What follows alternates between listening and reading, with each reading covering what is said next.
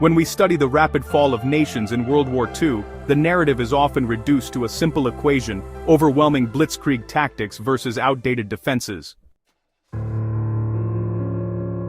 The invasion of Yugoslavia in April 1941 is usually filed under that category, a 12-day sideshow before the main event in Russia. But this misses the point entirely. The military collapse of Yugoslavia wasn't just a matter of tanks and terror bombing. It was a psychological failure so complete, so abrupt, that it allowed a single SS captain and a handful of men to walk into a capital city of 250,000 people and accept its formal surrender. The story you think you know is that a daring officer named Fritz Klingenberg bluffed his way into Belgrade. The reality is far more unsettling. It reveals what happens to a state when its will to exist evaporates before a shot is even fired in its defense. And it forces us to ask a hard question: what is a city worth when its defenders are no longer willing to fight for it? The Axis plan depended on speed, but the speed of the collapse surprised even the architects of Blitzkrieg. The German High Command, in Führer Directive No. 25, didn't envision a simple stroll into Belgrade. They anticipated a bitter, house-to-house fight. The Luftwaffe had spent 3 days in early April reducing the city to a burning carcass to soften it. 5 German divisions were allocated for the final assault, an operation expected to cost thousands of lives and weeks of effort. The terrain alone, the Danube River, the Sava River, the rugged approaches, was a defender's dream. But the German command was thinking in terms of military geography and enemy order of battle. They failed to account for the complete dissolution of the Yugoslav state's authority. By the time Hauptsturmführer Fritz Klingenberg reached the Danube's edge on April 12, the country he was invading had already begun to come apart at the seams. Klingenberg, a 6'4" company commander in the SS Division Das Reich, wasn't supposed to take the city. His job was reconnaissance, probing ahead of the main force. When he found the Danube bridges destroyed, he faced a choice that defines the difference between a staff-trained officer and a true battlefield opportunist. Disobeying orders to wait for engineers, he commandeered a small motorboat. With a handful of men, he crossed a swollen, icy river into the unknown.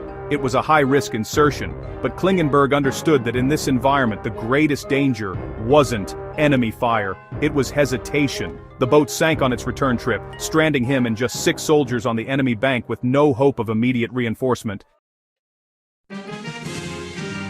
Moving toward the city, Klingenberg's tiny unit encountered not a determined defense, but honestly, a vacuum of power. They captured a group of Yugoslav soldiers without firing a shot. Next, they commandeered their trucks. Along the way, they even picked up a drunk German tourist who had been taken into custody. So, this ragtag convoy, 7 Germans and a collection of prisoners, entered the outskirts of Belgrade. The city was not quiet. Instead, it was in chaos. The government had fled. The military command structure was, well, paralyzed. The population was just shell-shocked from the bombing. Klingenberg's force engaged in a few firefights, but the resistance was sporadic and, honestly, leaderless. This was not a city preparing for a siege, it was a body that had already died, just waiting for someone to declare it dead. When Klingenberg reached the city center, he didn't dig in or wait for support. Instead, he performed an act of psychological warfare that relied entirely on the appearance of inevitability. He raised a German war flag over the abandoned German embassy. And, when the city's mayor, Yevrem Tomic, finally emerged to confront this bizarre situation, Klingenberg didn't negotiate. He dictated terms. With no working radio, no reinforcements in sight, and barely enough ammunition for a single firefight, he informed the mayor that a massive Luftwaffe bombardment and artillery barrage were imminent. He gave the official a choice: surrender the city immediately, or watch it be obliterated from the air. He pointed at his watch, making the threat of annihilation a matter of ticking minutes. He was bluffing with nothing but nerve. The mayor of Belgrade surrendered the city to Klingenberg at 6:45 in the evening on April 12. He handed over a capital city to a man with just 6 soldiers. Over 1,000 Yugoslav troops were present in the city and were ordered to lay down their arms. The formal surrender documents were signed. It wasn't until the following morning that the first German armored units, racing to catch up, arrived to find the city already occupied, the swastika already flying, and their complex, costly assault plans rendered completely irrelevant. The psychological collapse preceded the physical conquest. Klingenberg was awarded the Knight's Cross for an act that textbook military doctrine would call suicidal. The capture of Belgrade offers a lesson not in tactics, but in the nature of power. Klingenberg's gamble only worked because the ground was fertile for it. The April bombing campaign wasn't just a military strike, it was a psychological scalpel that severed the people's trust in their state's ability to protect them. The ethnic and political fractures within Yugoslavia meant that for many, the idea of dying for a unified kingdom held little appeal. The defenders didn't run out of bullets. They ran out of reasons to fight.